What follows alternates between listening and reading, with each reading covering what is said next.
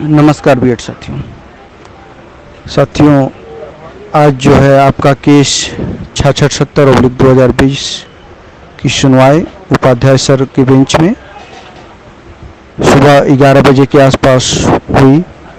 आपका केस आज 6ठे नंबर पर लिस्टिंग था। क्योंकि आपका केस 7 तारीख को 21वें नंबर पे था और 7 तारीख को मात्र 15 ही केस की सुनवाई उपाध्याय सर के बेंच में पूर्ण हो पाई थी, इसलिए आज जो है आपका केस 6ठे नंबर पर सुना गया। साथियों, आज के केस की सबसे बड़ी अपडेट यही है कि आज जो है बिहार सरकार की तरफ से कोई भी वकील आपके केस में अपीयर नहीं था। ना ही शिल्पा मैम थी, जो कि पूर्व में जो 3 तारीख की हियरिंग थी उसमें शिल्पा मैम और अभांजलि जी 2 लोग उपस्थित थी आपके केस में सरकार के पक्ष को रखने के लिए।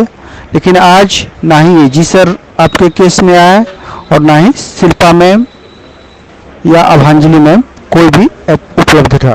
आपके केस में कोई भी अपीयर नहीं था। एनसीटी के तरफ से सुनील जी कुमार सिंह जी जो हैं वकील एनसीटी के, वो अपीयर थे और उनसे जज साहब ने जब पूछा कि एनसीटी ने काउंटर एफिडेविट क्यों नहीं दिया, तो उन्होंने बोला कि काउंटर एफिडेविट हम बहुत जल्द सर दे देंगे। तो यही सब हुई सुनवाई में। और इंटरवेन के तरफ से पीके शाही सर ने कुछ बातें बोली। इसके बाद डीके सिन्हा सर भी थे इंटरवेन की तरफ से अपोज में। तो सारी बातें हुई और जज साहब ने इसके बाद जो है 28 तारीख की डेट दे दी। साथियों, आप लोगों का जो केस है उस केस में जीत के प्रति आपके जो सीनियर लॉयर हैं वाईबी गिरी सर, वो पूरी तरह आज कॉन्फिडेंस थे, पूरी तरह आश्वस्त हैं। आप जीत रहे हैं और चूंकि आज आपकी बहस पूर्ण होती, लेकिन बिहार सरकार के मन में क्या है क्या नहीं है, बहाली वो पूर्ण करना चाहती है या चुनावी समर में फंसाना चाहती है, ये आज के जो सुनवाई थी उसमें ना ही एजी सर को भेज के ना ही शिल्पा मैम को भेज के उन्होंने इस चीज़ को जो है चुनावी भौर में फंसा दिया। साथियों, सबसे बड़ी बात है कि स्टेट जो है, चूँकि ये केस है Hariram and others versus state of Bihar, लेकिन स्टेट ऑफ बिहार के तरफ से कोई अवेलेबल नहीं रहा। ये सबसे बड़ी बात है इस केस में। और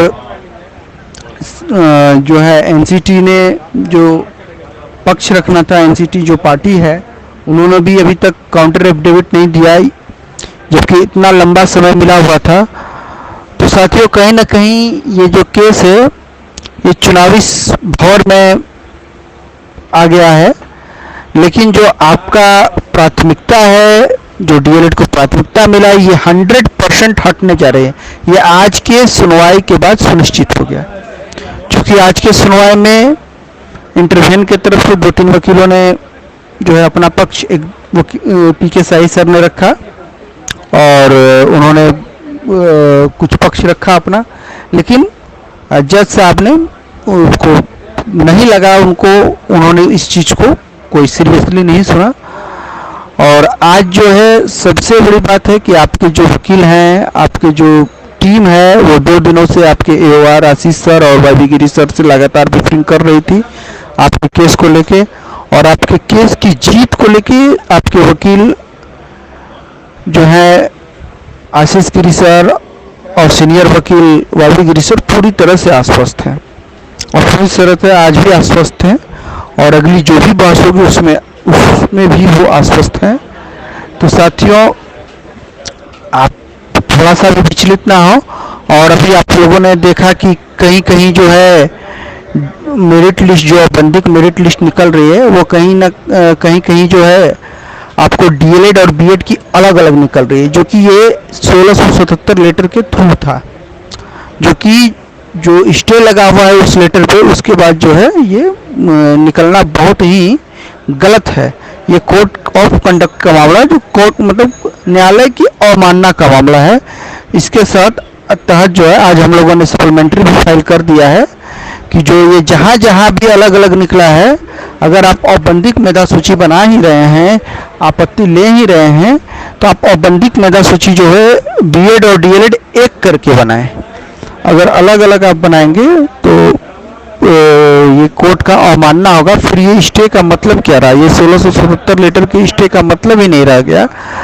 तो इसको लेके आज हमारे जो एओआर हैं, जो वकील साहब हैं आशीष गिरी सर ने एक जो है सप्लीमेंट्री फाइल कर दिया है, और हम लोग भी इस चीज़ के खिलाफ थे। इस चीज़ को सर के से अवगत कराया थी। हमारे जो टीम है उन्होंने भी इस बात को जो है कल ही बहुत रखा, और सारे एविडेंस को भी उन्होंने अपने वकील साहब को दिखाया। तो साथियों, जहाँ तक हमको आज की जो सुनवाई है उसको देख के और हमारी जो टीम है वो पूरी तरह आश्वस्त हो गई है जीत के प्रति, और पूरी तरह से आपको कहीं से भी कोई विचलित और कोई विचलन नहीं होना चाहिए।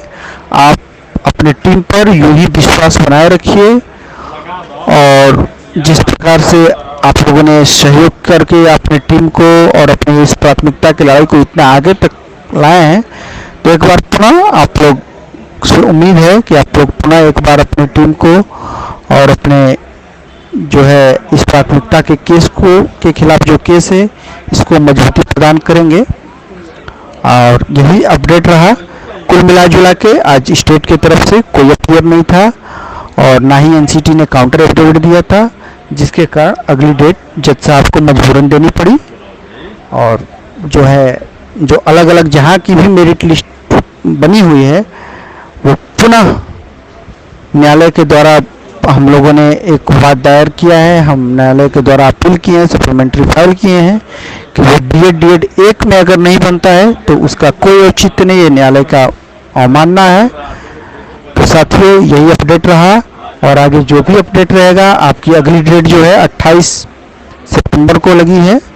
28 तारीख को सोमवार है। पुनः हम लोग मजबूती के साथ फिर 28 तारीख को अपने केस का हियरिंग करवाएंगे, और हमें लगता है कि उस दिन अंतिम हियरिंग होनी चाहिए, और हम लोग पूरे अपने जोर शोर से अपने पक्ष को रखेंगे। तो आप लोग का सहयोग बहुत ही सराहनीय रहा, और आप लोग का सहयोग आगे भी रहेगा, ऐसा मुझे उम्मीद नहीं, पूर्ण विश्वास है।